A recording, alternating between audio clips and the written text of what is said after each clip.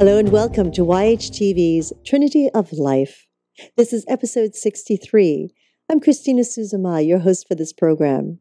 Thank you so much for joining me as I continue to explore the wonderful world of healing arts, meditation, therapies, and the many modalities of helping each of us find balance in our individual journeys.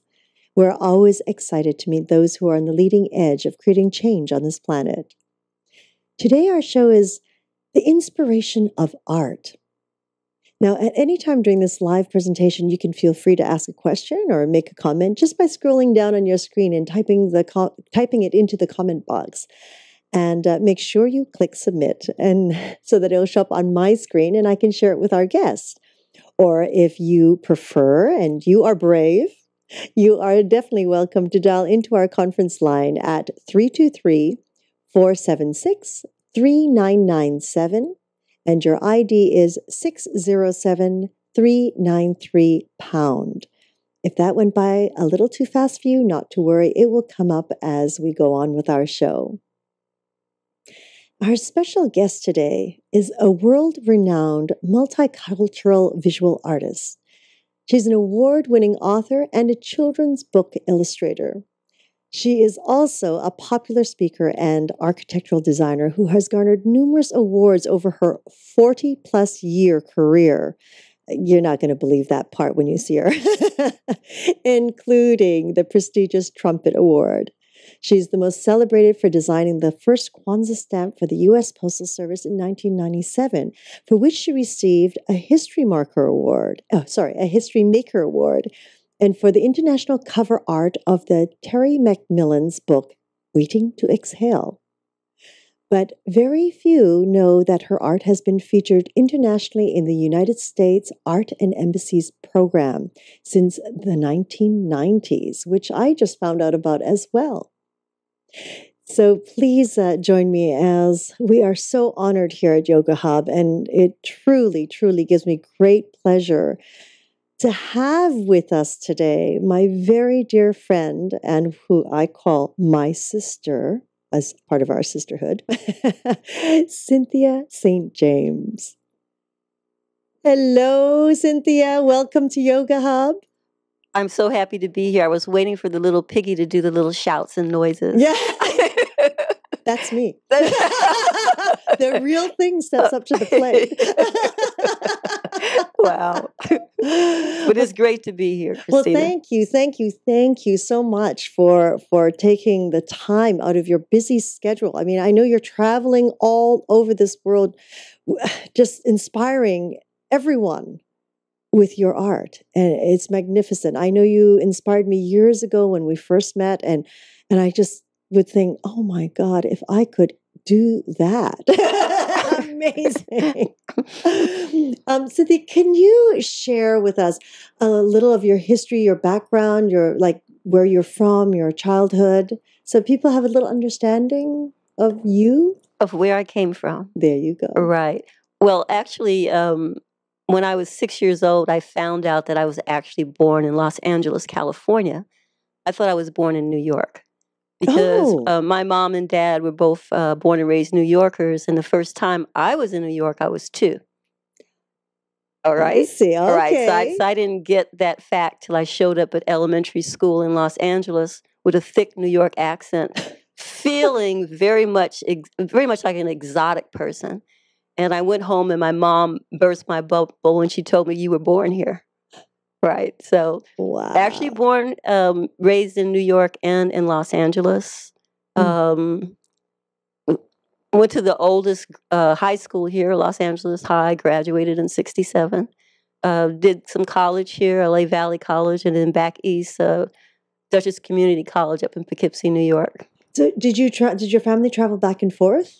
My grandmother, originally from the South Carolina, moved into New York when she was a teenager. And at some point after my mom was married and raising her family, she moved to California. So that's why somewhat of a little bit back and forth. Yeah. Wow. Amazing. Now, right before just before we kind of opened the show live, you had shared a little bit about your grandparents and your lineage. I mean, would you Oh, be comfortable sharing that? oh, sure, sure. In fact, I used to have it on my bio, but I said, well, let me just save a paragraph or something else. But there are heritages that I know of. Are my grandfather, my mother's father was Haitian, and then her mother was African and white European and Cherokee. Okay, African, well, white she was European, yeah, and Cherokee. yeah, Okay. and then and then my dad's mom was German Jew and Cherokee, and Wow, a lot of Cherokee. yes, Cherokee on both sides, and I think that's part of the Asian too. And then my grandfather looked very much like he was from the Gullah Islands, which is very, very black. You know, the really, I call it burnt umber, the color really black. So, but I don't really know anything about his history. He was in the South Alabama area. But I'm thinking he looked like a Gullah man to me. A Gullah. Yeah, the Gullah Islands off the coast of North Carolina, South Carolina, you know, that whole little. Well, most of the people are Hilton Head. Most people think of Hilton Head when they think of the Gullah Islands. Yeah. Wow. So that's quite a mixture. Yes. You have basically the range from the very fair skin complexion to the very dark complexion. From the blue eyes to the brown. From the well, it's like, okay, let's see what strain the next generation gets. And the next right. Yeah. That's amazing. That's amazing. With a little Asian thrown in there as well. That's why she's my Asian sister. I'm sure because my mother actually, that looked very much like her dad, that was Haitian, actually looked East Indian. She looked more East Indian. No, that's very interesting. Yeah. And so it's hard, isn't it, to actually find the lineage and create the family tree again in some cases. In some cases, and then the older generation really didn't want to talk about those times because a lot of them weren't happy times, so they really didn't want to share it. Yeah. Yes, I understand. I do believe in I've run into many people who have that situation where it's like, and in those times it's like mum's the word. Yes. It's like, are you part of the family or are you adopted? Oh, we don't know. I was like, okay. It's like, okay, well, so-and-so raised you. Oh, so-and-so raised me, but who is so-and-so?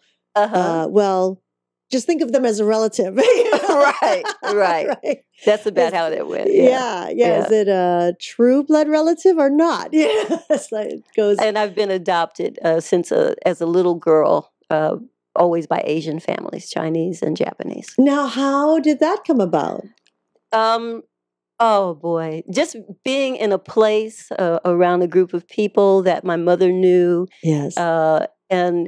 And then other families there would meet me, and then they would kind of like adopt me. So I had a Chinese family early on, and I had a Japanese family. So back when I was really little, I was already dressing in Asian clothes. Oh, that's fabulous. Yeah. That's fabulous. Yeah. And, that's saying a lot because that's saying a lot about your parents and how they intermixed with other cultures and basically the demographics that they mixed with.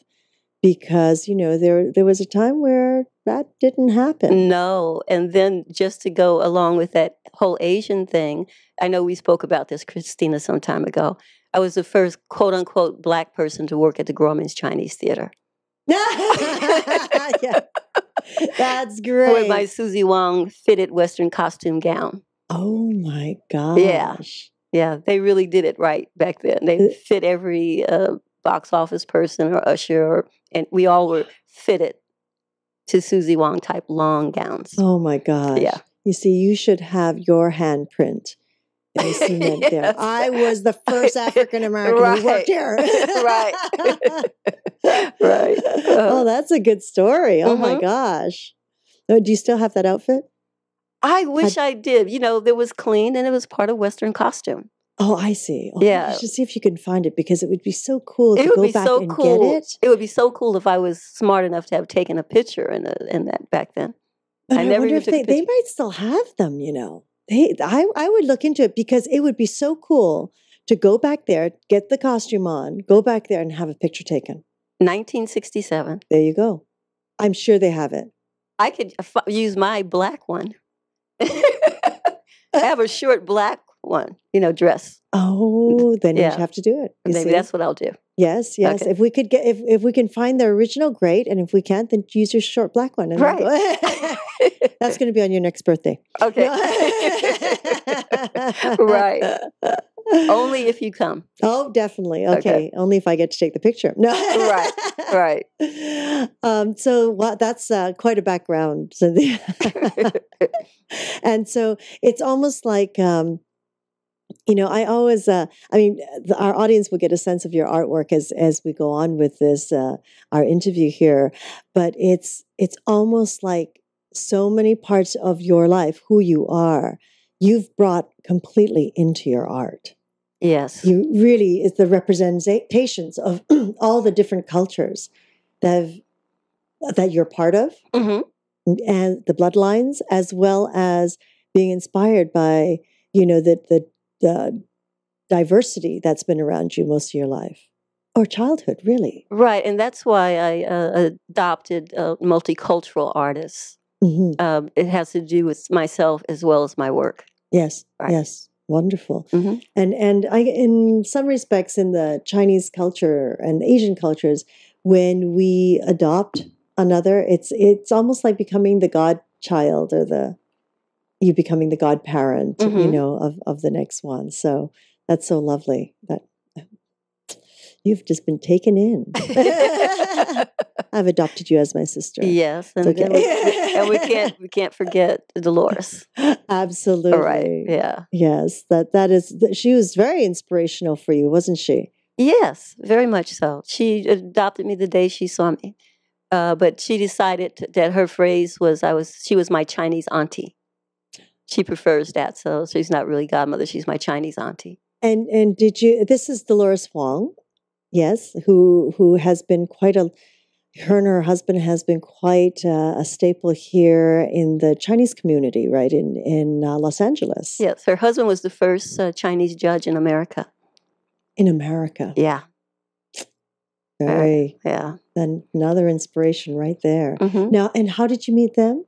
I was receiving the YWCA Silver Achievement Honor at the Amundsen. Miss Amundsen and Ms. Linkletter was pouring the tea. Wow. And she was there. She was at the event. Mm. Yeah. And then she gravitated to me, and because she thought I was Chinese too. And we talked. She has one of her grandchildren is mixed Black and Chinese. Mm. Yeah. So she even has family. Yeah. Oh, how wonderful. Uh-huh. So one thing led to the next. Now you're an adopted niece. Yes. Yeah. I'm an adopted niece. I have a Chinese auntie. Yeah.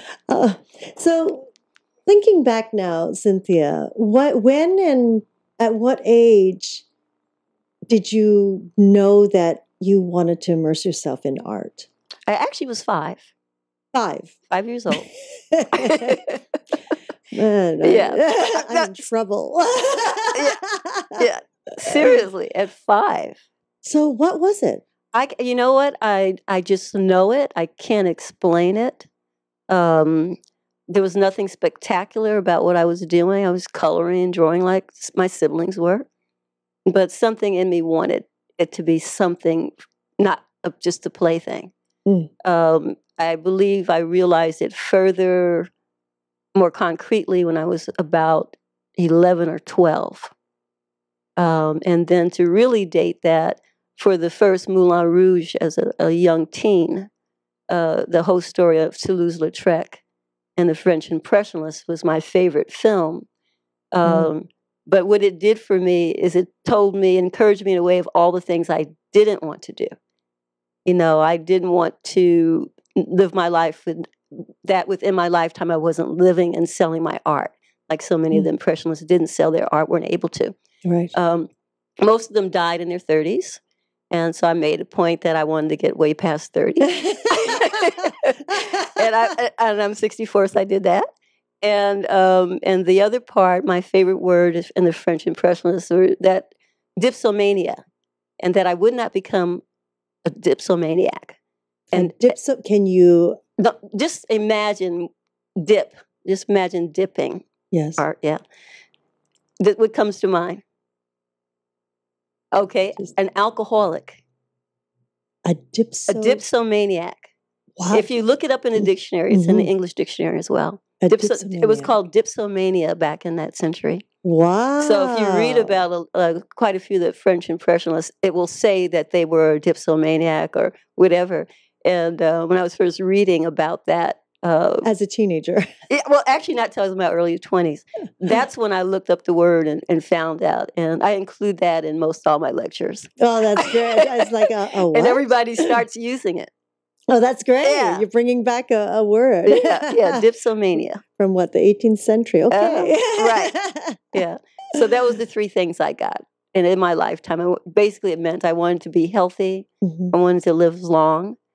And I wanted to actually be able to sell my art and live from my art in my lifetime. Now, you had other siblings as well? Yes, a multitude. Oh, okay. So older or younger?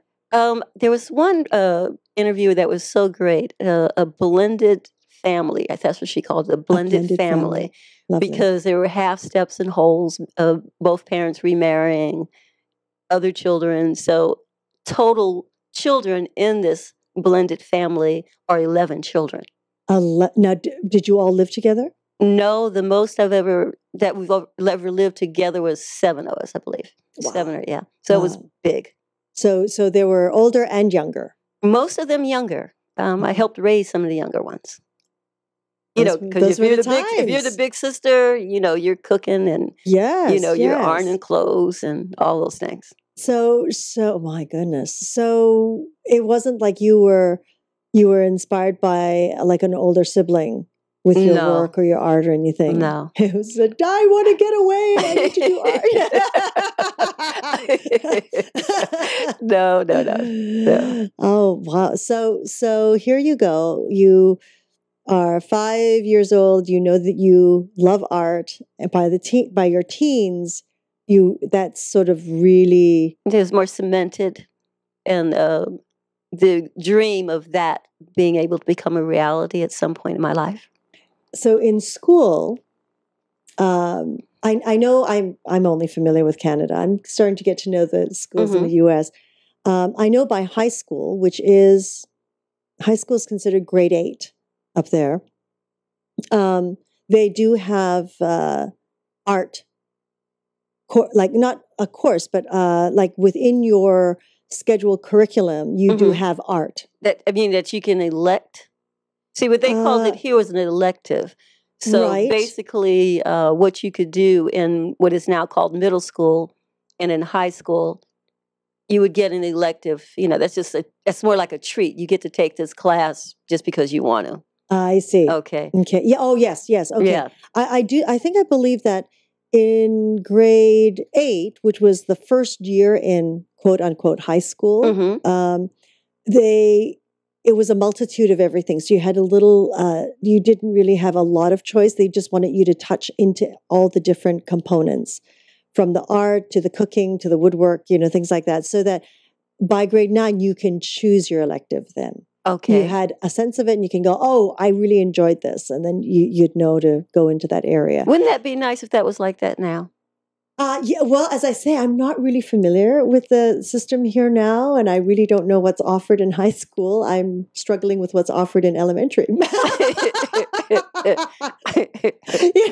It's like, where's the art? Where's the music? Yeah. Well, when I was coming up, there was more art, but as I'm saying, it was more like an elective kind of situation. I don't remember it being like, by the time you were going into college, you could do more of a major. All of my school, as far as regular school, was liberal arts. So I'm literally a self-taught artist. I never learned from a teacher. I had 2 electives, one in what they now call middle school and one in high school, where I had a drawing class. Basically, you drew, and whatever your drawings look like, if they look good, this is the grade you got. No one was really teaching you how to draw. Wow. Yeah. That's interesting. Yeah. That was more like that.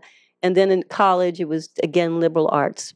Because of several reasons. Back in the late 60s, my parents particularly were concerned about what job I could get. Okay, so at some point, I had to just branch away from all of that. And by this time, I was living back in New York, and I just went out into the world and became an accountant. I know, literally, I went for a job interview, and I was hired because of my printing. They liked my printing. So my artistic flavor got me my first job. As an accountant? I became an accountant. I came in as a file clerk for about 2 weeks, and they were already wanting me to learn accounting. So I came in and eventually was accounts receivable clerk. And how long did you do that for? The first stab at that, I've done several accounting jobs. But that first job, probably for at least 2 years or more. Wow. Yeah, actually more, about 2 years. But, Universe has this own thing. It's actually where I sold my first painting. One of the lawyers in the mortgage insurance company that I worked for in New York commissioned me to do a painting for his apartment. So in that accounting setting, I got my first art commission, and that's where I started selling my art. Oh, that's magnificent. Yeah. Wow. So you just kept painting and... Well, in the beginning, I was painting for my apartment. My boyfriend and I had an apartment. I was painting to fill the walls. Right. And then fellow workers saw me always taking home art supplies, and they got curious. I see. So when the lawyer commissioned me, I had to deliver it there. And from there, other people that I worked with started commissioning me to do things for them. Oh, fantastic. Yeah. And it branched out a little more, and I did things for other offices. But yeah, that's how it started. So I was 20 years old when I sold my first painting. Oh my gosh. Yeah. Wow. Congratulations on that. Well, I mean, it's a lot. Yeah, it really is. As an artist, it is a lot to say I sold a painting. And then the thing that really touches home is when you think of back then, the money and how much money was worth, the dollar compared to now. Right. With inflation and all. We had a semi-furnished apartment in a really nice area in the Bronx, New York. The month rent was $125. And my first painting I sold was for $75. That's... So you have to put that in, perspective to see how much that meant to me. And it was unbelievable to me. Oh my gosh. Wow. Well, congratulations on that. 40 years later. Congratulations. Right. That's amazing. Yeah. Oh, and when, I mean, do you remember when you actually began to immerse yourself into the art? Well, or were you then? Well, I painted as much as I could, but especially weekends. Mm-hmm. It's nice at that time to also know that I was actually creating something for other people that they were going to actually have. And, I didn't have an exhibit back then. It was really commissions. Really didn't get to immerse myself in art again until after I moved back to California, to Los Angeles. And not immediately, because I left so many commissions in New York unfulfilled because I wasn't thinking, I didn't even think of the fact that I could paint here and send it back to them. That didn't even cross my mind, So it was several years of being in the record business and working for Paramount, for a writer, and also... These are all straight jobs. Yeah. What we call straight jobs as an artist. Also, I took performing arts at Inner City Cultural Center. So in the 70s, I also was doing a little acting. So as far as immersing myself back is when I started working at Paramount Pictures a few years after I had moved back here. So around 26, 27. My goodness. And then working for a writer, it's so interesting that you bring that up because here you are, not only just an artist, you are also a poet, a writer. You have just brought in every part of your life. and just you have this beautiful foundation, this beautiful world that you've created around yourself. It's fantastic. Well, it's amazing to me. Every ounce of it is amazing to me, but it's just that situations and things happen, and then something pops up and you say, "Oh, I'd like to try that. Why don't I give that a try?" Mm-hmm. And it's nice to be able to do that because all of the things I've done to date help me be a better artist and also a better businesswoman at marketing the art. Mm-hmm. Yeah. Mm-hmm. Yes, that is always something. How do you market your art? And you are exceptional with that. I keep trying to think of something new every day. Yeah. Well, yes. Well, that's that's what you're really so inspirational. Since I've known you, it's always been one thing to the next, to the next, to the next, and it's almost like this flower that doesn't stop blossoming. And each petal is always different that you lay out. I mean, today you come and you present me with 3 new pieces of your art, which is your books. Then which is amazing. I mean, I'd love to bring one of them. Can we bring one of them up, Segovia? Can we bring the one? This is the one which I love. Which is this? This is one of my favorite photos of you, Cynthia. I mean, I was looking at Kiku.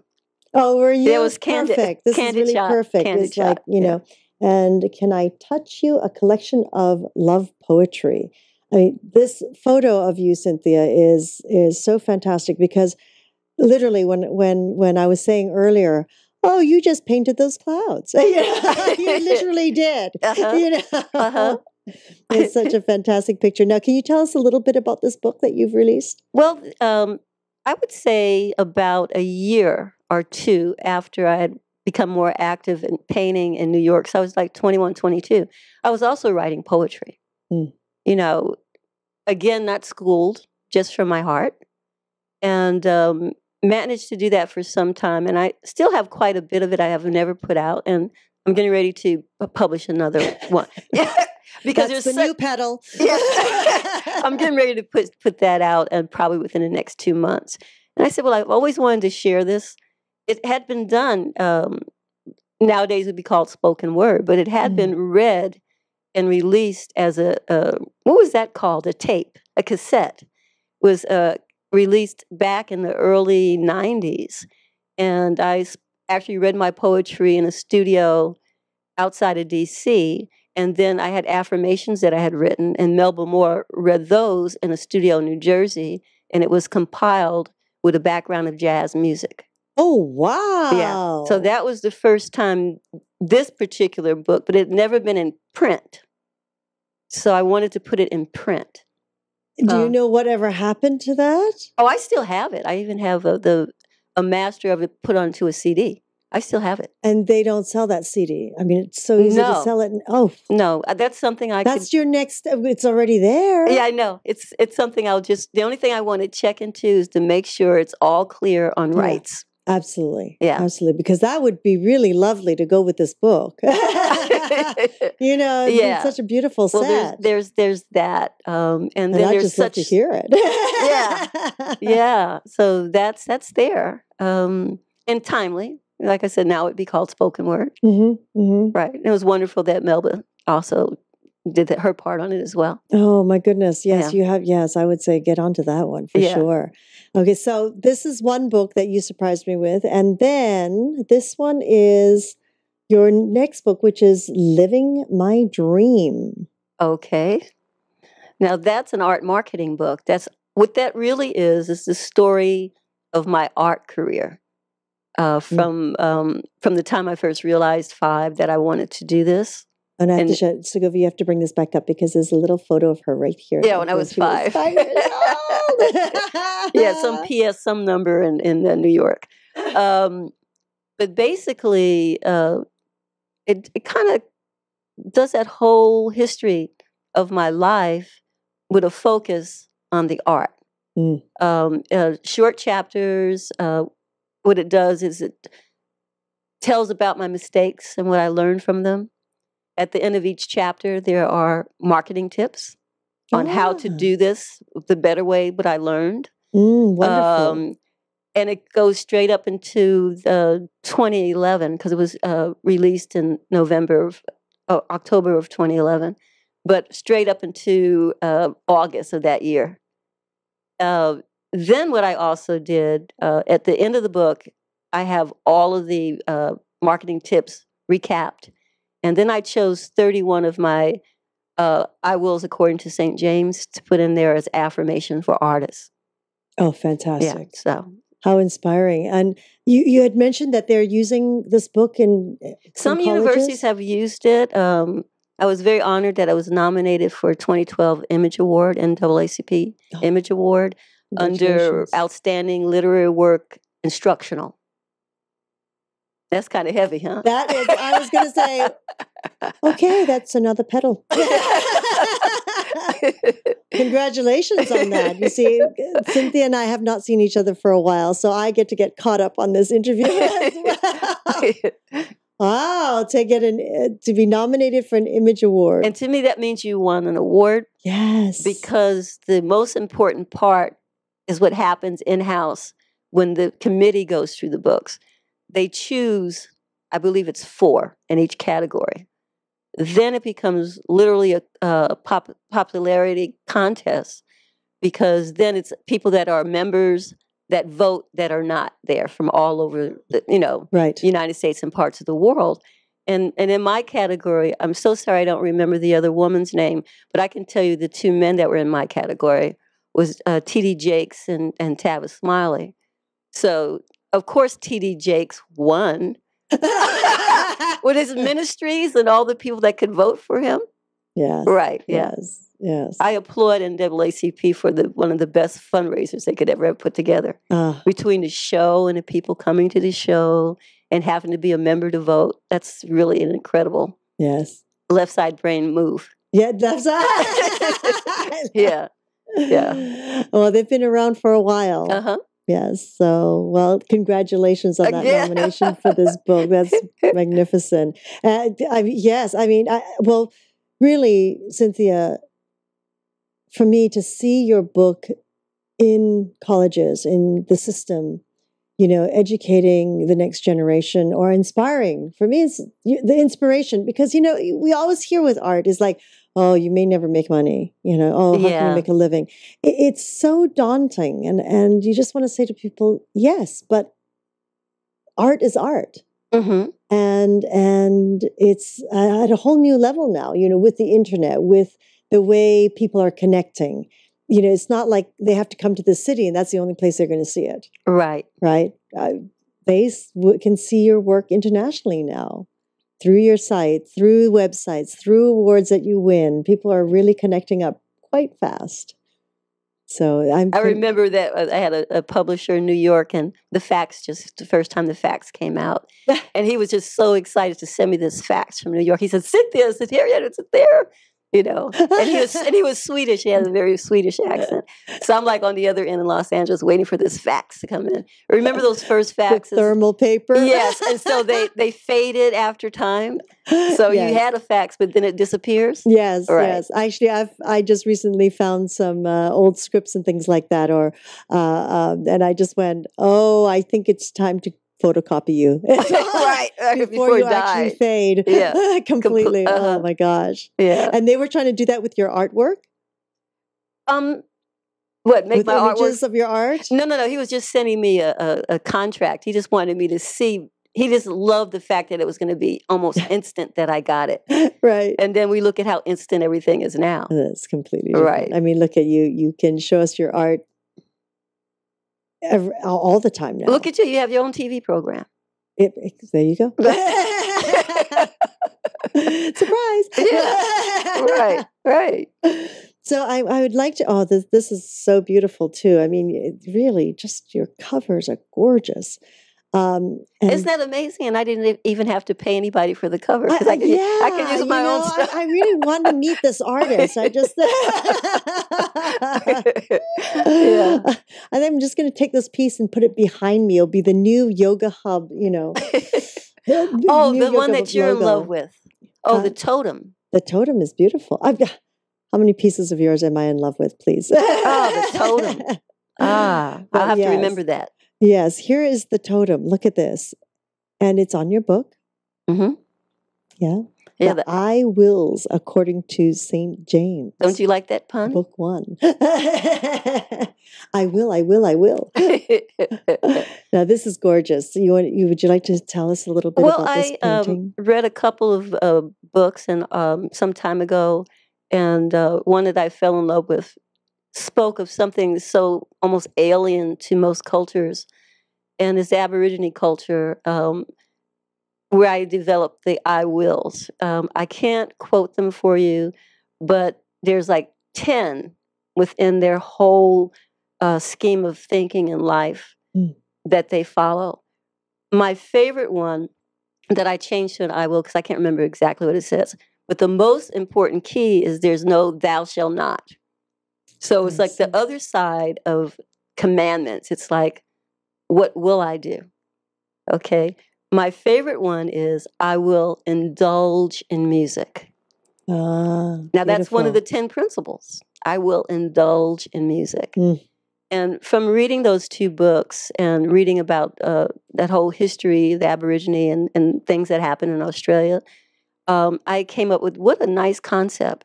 So to date, I've written about 265 I wills. And I decided it was so past time to put out one of them. So I said, choose 100 and make it book 1. And then there's all the room under it for an individual to write, to create their own affirmations, or to add thoughts. So it's a workbook. That's fabulous. It's a personal workbook. I'll actually open it so people can see the inside. Yeah. So here's the example of a page. So the affirmation is on the top, and this whole other area is for your art. It's beautiful. I love it. Number 21, I will forgive so that I will be free. How wonderful is that? Oh, so I can just start right now. That is just gorgeous. So these are the newest books that you have. I know that I have your cookbook, and I have your journal book, but those are all upstairs. Those I can't show the inside. Yes, and I mean, do you have other books out there? Well, they're children's books. You have the whole series of children's books. Well, I've done written and illustrated 3, but I also total 13 children's picture books. Then there are also 4 activity books. So there's 17 children's books. 17. Yeah. Then there's a book called Girlfriends, which is poetry and prose. Yes. A gift book. I think you have that. Yes. Yeah. Yes, absolutely. And there's the cookbook. Beautiful. Yeah. And then, of course, as I mentioned, there was a cassette of the Can I Touch You cassette. Yeah. That's what. Now, and I'm sure I'm forgetting one. Sorry? I'm sure I'm forgetting something. I know I have a book of postcards, too. So, are you still selling these, or are they out of print, or are you? All of the ones that you have are all out of print. All out of print, except for the new ones I just brought over today. Yeah. Oh, you should bring some of them back. They're wonderful. But onward, yes. Yeah. I understand. The next pedal. Yeah, I got to go on to the next one. Yes, right. Yes. So, my goodness, this is so wonderful. Cynthia, I have the piece, the Sisters of Providence, here up on the screen right now, which you have gifted to us. Can you explain how you came up with this painting? What inspired you? And forgive me for not remembering every single thing, because every painting that I create, I do so much research.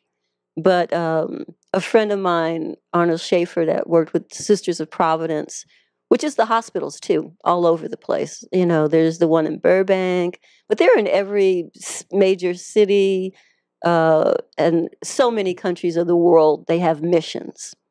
So he wanted to do something for me to do something that had something to do with the history behind them. And there were 3 major nuns involved where it started. the mission started in Canada to help the poor and elderly. Since that time in the 1800s, I'm going to say around 1850s, I'm not quite sure, they branched out and down to Seattle, other parts of Canada, Seattle, other parts of Washington. And then, and after time, they're in Chile, El Salvador, Morocco, Haiti, I can't even, some of the, Korea, oh no, it's the Philippines. They're in the Philippines.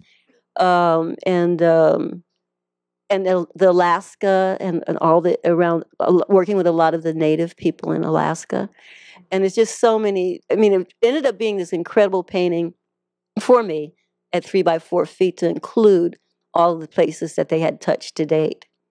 Yeah. I mean, that's to me what was amazing. And that's the thing about pieces of art, to know where it's come from, out of the artist's heart.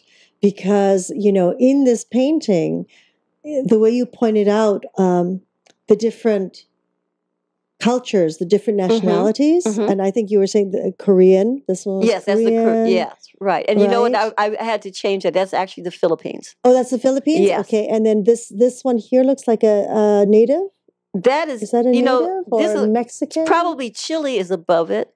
Okay, so there's El Chile. Salvador involved. There's 3, El Salvador, Chile. There's 3 altogether. I can't remember right now, but they're more Latin countries. Right. And then Haiti is Haiti, the Caribbean, Haiti. And then in the middle there, it's Africa. Do you see the woman that's mouth is covered with purple and the black? Right here? Right. Okay, so this is Africa here. Right, that's Africa. And then, the guy up just below the nuns, I put a Wild Wild West man there. You see he has on like a little vest. He's representing the West. This fellow here. Yeah, he's representing the West. See, I mean, this is like so cool to go through this. It's like, wow. Right, and the Cameroons too. Another part of Africa, the Cameroons. Oh my God. That's to the far right. This is to the far right. Yeah, that's it. That's the Cameroons. My goodness. Yeah. And then this is Alaskan. Yeah, the Alaskan Indians. Indian. And then now you were saying that they don't dress in habits anymore. No, the Sisters of Providence, they just wear that pin. They wear the pin, the P. Yeah. Wow, it's a P with a cross inside of it. Yeah. This is a fantastic piece of history here. Really fantastic. Well, they're Canadian. Right. Right, from in the 1800s. That's why I bought that particular one. Thank you so much. What a beautiful gift. What a beautiful gift. Now you have to explain it all to my son. I know. All right, I will. As he's learning, as he grows up and he starts to learn more and more of the countries and the cultures, this is a magnificent piece. Thank you. Really, truly. So Cynthia, we do have so many pieces of your art that we'd love to show and have you share with us. Okay. What those pieces are. Is that okay with you? Yeah, I'm ready. Okay. Okay, that was that call that came in 1996 from the U.S. Postal Service, and I wondered how they got my phone number. Big a good little watching. New York girl. A good little New York girls. We do not list our phone numbers. So but someone else listed it for you. Well, I found out later. They got it through a book publisher. I had done a book cover. We forgot to say I've done over 70 book covers. Oh, yeah. So that's how they found me, and they actually asked me to do a stamp, to do the Kwanzaa stamp. That was a year that they put out Hanukkah, Cinco de Mayo, and Kwanzaa. That was what they had decided to do that year. So I was chosen to do the stamp. Wonderful. So that came out in 97 October. Yes, I have sheets of that. When I knew it was your artwork, it was like, oh, that's Cynthia's. Yeah, collector's items. Yes, I've got it all. All and I was so kind of low key and shy about it in the beginning that I didn't use my own stamps to send out things. And then I had saved up, and it was a 32, 33, 34, and 37-cent stamp. So it had a long. They repeated it so many years. Yeah, so it had a long life. But then after a while, when I got over all of the commotion and the excitement and the attention I was getting, I would send a package that was priority. If I was sending it to a publisher or someone I wanted to work with, I would just use all of my stamps. So it'd be like a whole bunch of them on a priority package. Oh, that's fabulous. I know I used your stamps on several years of my Christmas mailings when I used to mail cards and things. Yeah, right. Well, yes, I love that. So I'm sure you have quite a few of them too, right? I have, in fact, I've got to give you the program from the first issue day at the Natural History Museum here in Los Angeles. Oh, I have the actual program. I have several left. Oh, lovely. So they're really collectors, especially for your son. Oh, yes, because he collects stamps. Okay, well, that's what I'm saving all the stamps for. Okay, well, he'll have the first program. Yeah, he is just immersed in stamps. Okay, well, I've got to remember that when I get home. The whole program is really nice. Oh my goodness, thank you. Yeah, right. No, next, well, just give us a good excuse to get together again. Yes. Yeah, we've got the Chinese theater and we've got this. There you go. Right. Segovia, you brought up a picture. Yes. I have another little wonderful, to me, it's an honor and a title in a sense that I am an ambassador for Susan G. Komen for the Cure. Mm. And someone that's been doing a little work for me recently told me I'm actually listed on their site as a global ambassador. Oh, lovely. Yeah, but they came to me, they wanted awareness, African-American female awareness of breast cancer, and came up with a program called Circle of Promise. So they commissioned me to do the painting. Circle of Promise. And that photo is from the unveiling at the museum in Washington, D.C. That's right after I unveiled it at a luncheon. Yeah. Beautiful. And what happened with that is they had a limited edition prints that they sold from their site to raise funds for more research. You have quite a history and of these commissioned paintings that they sell the prints of. Yeah. After. That's been quite a large part of my art career beginning in 92. I've been doing things for nonprofit organizations. Yeah. Magnificent. What do we have next, Mr. Smith? It's like, here's a huge honor. Oh, look at the baby. Yes. Yes. Here's a huge honor. I'm trying to remember the year. I'm going to say it was in 2010, the end of the year, 2010. A friend of mine was in development at Africare in Washington, D.C., and they're involved with all programs from water to whatever, and particularly Africa. And I remember when President Obama received that, what prize was that he received? Was the Nobel Peace Award? Was that in 2010? I know he received one of them. Somewhere around that time. This is the organization that he gave most of the money to. Just to give you an idea, Honorable Nelson Mandela has been a part of that organization forever. And so they were giving him a Lifetime Achievement Award. So I painted this painting, and we had it duplicated as a G-clay on canvas and framed, and with a plaque on the bottom for him as a Lifetime Achievement Award. And his daughter and his grandson accepted for him at a ceremony in D.C. Lovely. Right. Wow, that's cool. That's an honor. Yeah. Well, that was an honor. You know, I may have been commissioned to create an honor for someone else, but that was an honor for me. Yes. Yeah. Yes. My goodness, to know that your artwork is there. Yeah. And you made a mention. I'm going to detour a little bit while Segovia brings up the next image. Now, how many embassies is your artwork in? I know, and believe me, it's not for a fact because I can't keep up, and you're not really sure in that program. But I know for sure 4. Oh my goodness! I know for sure 4. I know, and in my mind, I can't even tell you exactly where. But then I looked myself up. I Googled it, and I found out that some of the art had been exhibited in other countries of the world as well. You know, so. Definitely the Western Hemisphere, but also Europe and parts of Asia. How exciting! Yeah. I wonder if they could give you a list I went on the site and I saw what it was under. So I know that the Bahamas, I know Ghana, I know Nigeria, I believe Venezuela are the places. No, there was one more where my art actually hung in the embassies. But then at times they periodically have exhibitions of art and embassies artists. Right. Yeah. Now, are these so you lend your paintings to them to? Well, there's several ways that it's done. Only on one occasion did one of the embassy's spokesperson come directly to me to purchase something. So I would say that probably they're mostly purchased. Back then I had more distributors, and they were more prints. There were more prints that they could purchase. But the one piece that was bought directly for me was a really nice Giclée on canvas. Yeah. Wonderful.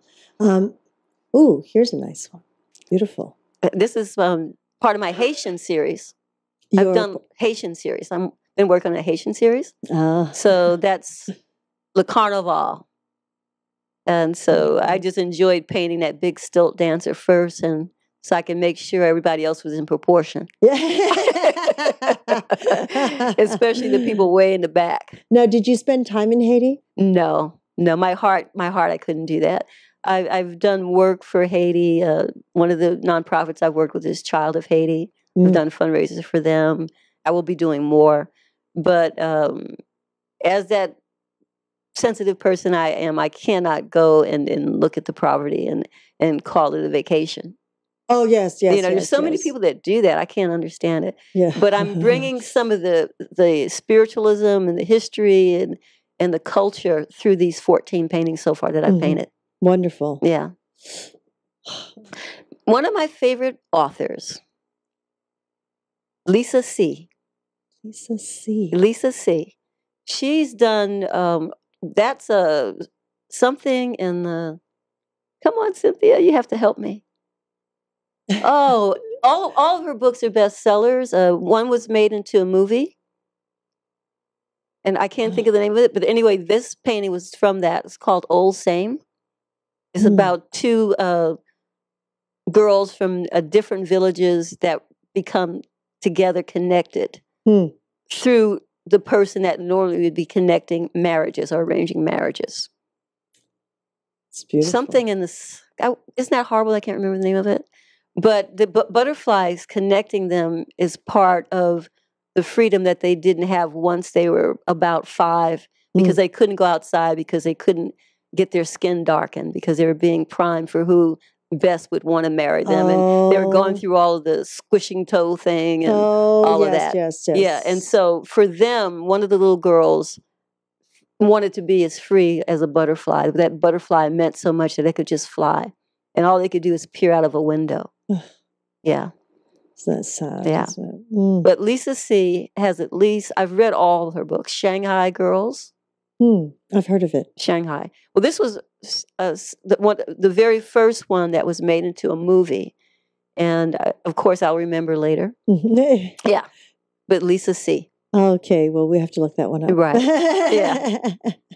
Now, as we're kind of coming close to the top of our hour right now, Cynthia, I also want to touch in a little bit about all your work that you're doing in all these schools and colleges and universities. I mean, you received an honorary doctorate, right? Yeah. Dr. Cynthia St. James. Yes. Yeah. Hi, Doc. Well, it's kind of sweet when I go to a college and university, and that's what they call you, Dr. St. James. It's formal, but it's kind of nice. Yes. It's kind of a nice. It's an honor that was given me for all the work I have done. So it's a Doctor of Humane Letters. So it's what I've been able to accomplish in a career and what I've done for others. You look like you're 20 know. years old, graduating. Look at this. I told you all that you wouldn't believe this was a 40-year career. But isn't that something? And here's the funny part. Because I knew nothing about graduations, when they said something about fitting me for a hood, all I could think of was the KKK. A hood.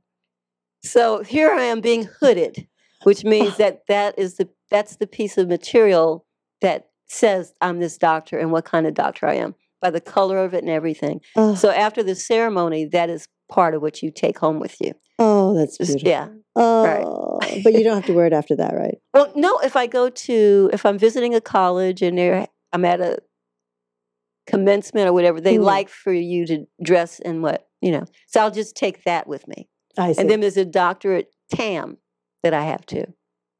There's a special tam. Oh my gosh. You didn't know what you were getting into, right? You who is so casual and free. And I feel so funny when I put it on. I feel like a little kid. You look like a little kid. Right. They got to find the smallest gown for me. There you go. And look at this. Like, I mean, there's... Well, this is all in the same... This is in the same year. This is just before the honorary doctorate. In March of 2010, NABO, National Association of Women Business Owners, inducted me into the Hall of Fame. Oh, and I was the first artist, of course. Because I was kind of cracking up. I'm in the Hall of Fame now. I must really be getting old. Yeah.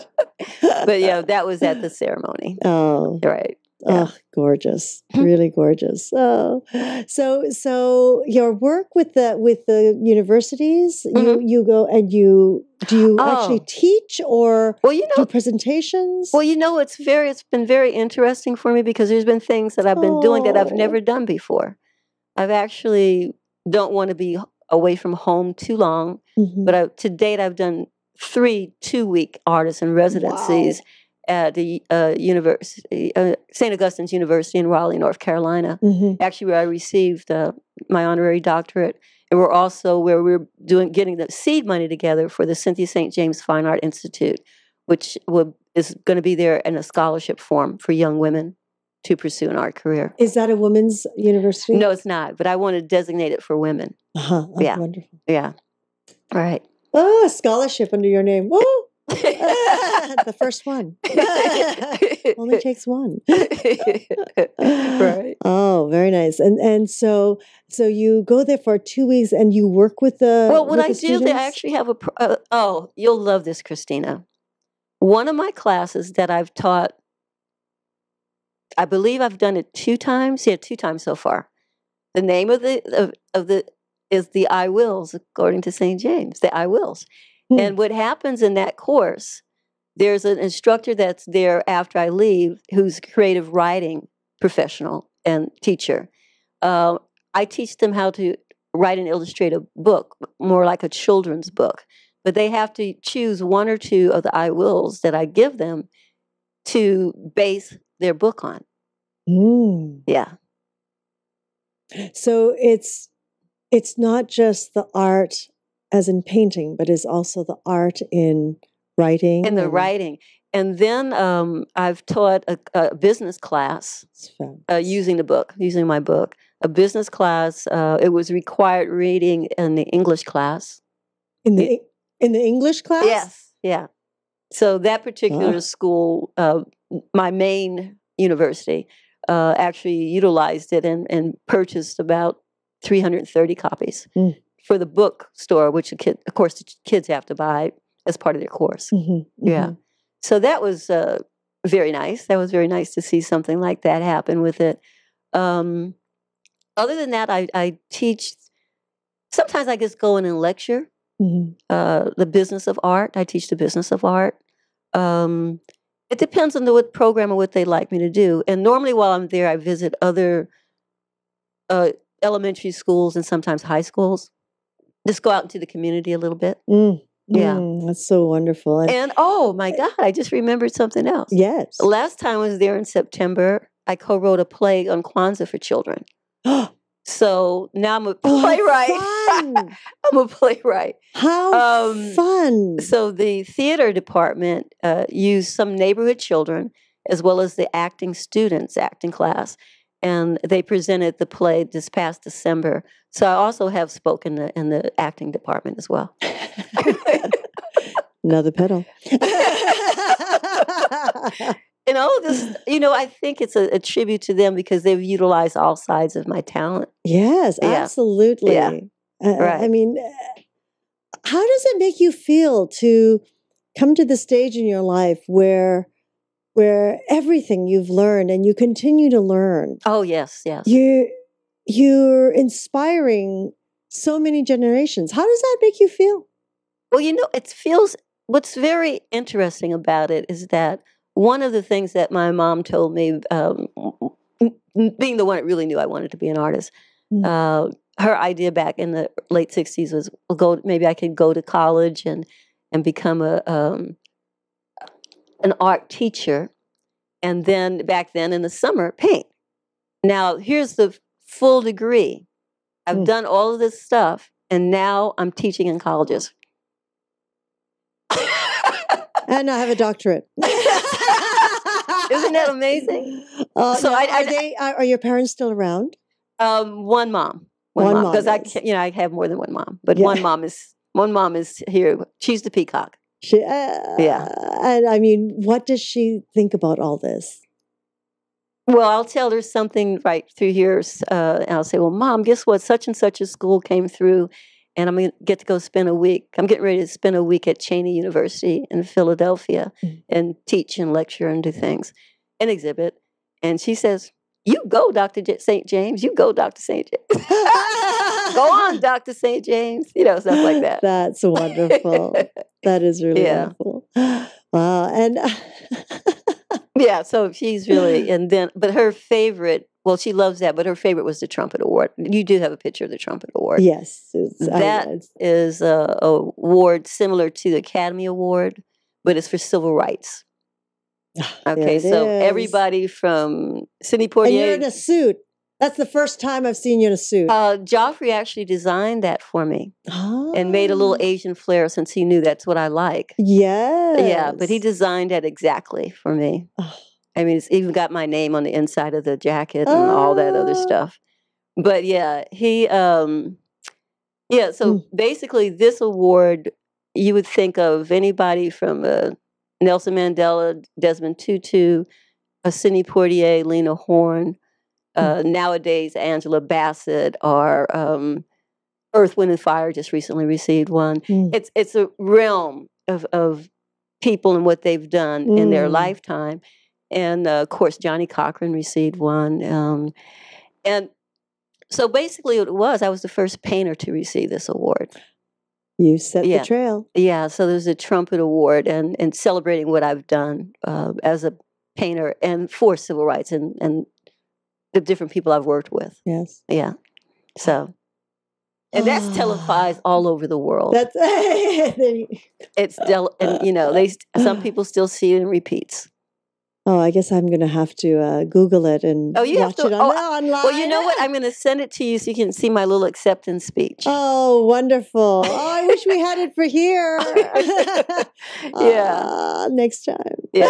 The hardest part was to get off that stage because in the auditorium is close to 5,000 people. Plus, it's being aired internationally. Will be. And once it's edited. But the thing is, just get up on that stage and do. And then, in my case, a couple of the men that received the awards actually broke down in tears on the stage. And see, I cry easy, but when you see a man cry, it's even easier to cry. So my whole thing was, I'm going to get off this stage, and I'm not going to cry. And then when I didn't. And then when I turned around and almost felt like it, you go backstage and everybody's ready to take your picture and interview you. So then you got to, sip upper lip again. And then after a while, you're just dazed. Because what are you going to do? You got to go to the after party, and you still have to walk through and be dazed. Right. And for you, this is all an evening affair. Well, yeah, at least they start late afternoon, so by the time they're finished, it's not too bad. Yeah, well. Yeah, no, for me. The good thing, of course, I wasn't at home. I was in Atlanta, Georgia, so that helped too. Oh, okay. That helps you a lot. Right. Yes. You see, Cynthia wakes up very early in the morning to go for her beach walk at 5 a.m. So she's already at the beach at 5 a.m. Right. Yeah, so it throws the schedule off a little. So, oh my goodness. So that is not... they haven't aired that yet. My Trumpet Award? Yes. Oh, yeah. It aired and they repeated. This was, the amazing thing about that, the doctorate, the Hall of Fame inductee, and this trumpet award all happened in the same year, back to back. One was in January. The trumpet award taped was in January. March was the inductee, and May was the doctorate. Well, they say it happens in threes. Oh my God, that was so much. And then you had to take the next year to recover. Yeah. And still have to figure out, well, now I've got some more awards. How am I going to make some money? Yeah. Yeah. Oh my gosh. Right. So is there any prints that you want us to bring up before we end our show here? It comes to a close. Yes. Very important. I feel like this is one of my most important pieces. It's called The Dream. It's celebrating the 50th anniversary of the March on Washington, and also the I Have a Dream speech by Dr. King. And I took key elements from the speech and created this painting, which is going to be unveiled officially at the state capitol on August the 29th in Sacramento. This year? Yeah. So Next it's not month. been unveiled yet. We get a little sneak peek of it. Yeah, you get a sneak peek, and it's going to be officially unveiled. This. And at this, what is it called? The California State Assembly. Assemblywoman Cheryl Brown created this event, to celebrate this. So yeah, celebrating 50 years since the march. So I definitely published this as a print and as a limited edition print on a canvas as well. This is only a piece of it. It's not the full painting. Right. Just so that it's just to wet everybody's whistle here. Yes. Right. So that's Gorgeous. I have a whole pre-publication sale on my website for that piece too. You know what I love about your pieces of art, Cynthia, is I always look at all the different people and I try to make out, okay, African American, Asian, it's like I'm trying to make out all the different nationalities that you have. And I try to cover everything the best I can. In the center there, you do see part of the speech when he speaks of Jews and Gentiles, black and white, Catholic and Protestant. So you look at that straight a line across just above where his arms are raised, and you see them all together. Because part of that speech is really about singing. If you read that, if you go back and read that, it's about free at last. That whole kind of a spiritual song, as well as Our Country 'Tis of Thee. That's part of it. So it was really, my thought was it just looks like everyone's gathered together to celebrate in song. Yeah. Music and art. Hopefully when you're up there, you can inspire them to put that all back in the schools again. Oh, my goodness. Yeah, that's why I've even have been able to go around or have gone around more because there are some sections that I'm just learning about in education, higher education, especially for historically black colleges or schools that are more culturally mixed. There's something called Title III, where that it allots for some special money for education in the arts. Title III. Title III. Some of the things that we're not getting. Right. It doesn't just cover the arts. It covers some of the other things, or bringing in lecturers. But part of it is the arts. Right. Yeah. Right. Yes, I know that my son's at a Title I, which is the lowest of the low, and you're not allowed to use any of the funding for arts. Wow. That's sad. That's very sad. You cannot use it for arts or music. Okay. Which is like, that's the foundation of these young minds is art, music, and it's already been proven over and over again how it helps them.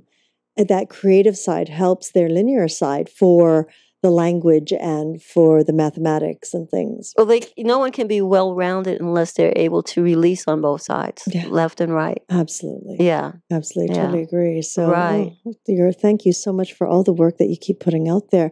We have a question that actually came in, which was actually going to be one of my last questions to you, is what would you say to an artist just starting out? Okay, now I'm going to think of it like this. They must be talking about a young adult or a teenager or something like that. But the thing would stay the same, no matter if they were 6 years old. Basically, not to ever lose sight of their passion. Go for it, but always have a backup. Mm. So have another thing that you can do that brings in money to take care of yourself and to even buy the supplies. And yeah. So always have like a B plan just to augment your income. Exactly like what you did. You were an accountant, and you did your art on the side, and then you went and worked in the film industry, right? And for a writer, you had this on the side. You've got to have something else because you have to diversify. You know, you can't. I cannot, even after all these years, I can't sit at home and say, "Well, one of my paintings is going to sell, so that'll take care of that." You know, it's what else can I do with the knowledge I have, and how can I make my art available on all levels, budgets from $10 and up. You know, yeah, and no one's going to knock on the door and knock it down and discover you. Yeah, that's another part. That's right. Yes, market, right? It's like yes, this would be the best gift for the young artist. Who's able to read and follow along. Of course. I think that would be helpful. Absolutely. Yeah. Oh, well, thank you so much, Cynthia, for honoring us here. Thank you for inspiring us and continuing to do so. I look forward to the next interview where I see which new petals have unfolded. and I look forward to the one where I'll be sitting on that side interviewing you. Oh, let's do it. I would love to do that. Oh, that's so great. Thank you, my dear sister and friend. And of course, I would love to thank Segovia Smith and our Yoga Hub team for making this possible. And to each and every one of you for joining us in this new platform of education and information. We're always grateful for your continuous support, and we look forward to hearing your feedback on how we can serve you better. We invite you to join us live on Tuesdays for Magical Medical Tour at 10:30 a.m. Pacific, 1:30 Eastern. Wednesdays for Trinity of Life at 11 a.m. Pacific, 2 p.m. Eastern, followed every other week with Flowing into Awareness with Anatara. As you know, we are always grateful for your feedback, your support, any comments or suggestions. Give us a call at 818-LETS-TALK. 818-LETS-TALK. Until next time, namaste.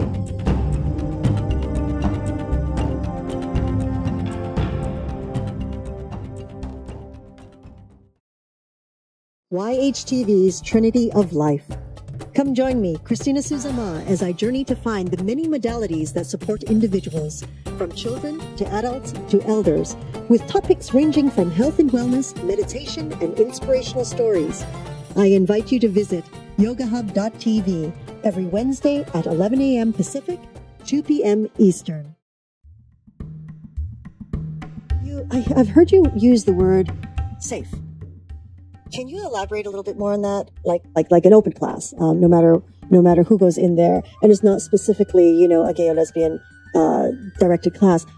I think it's a few things. When I say safe, I mean that it's a place for you to be able to unpeel yourself and really allow your core to shine and really allow for yourself to heal. And in order to heal, you need a safe place for that to happen.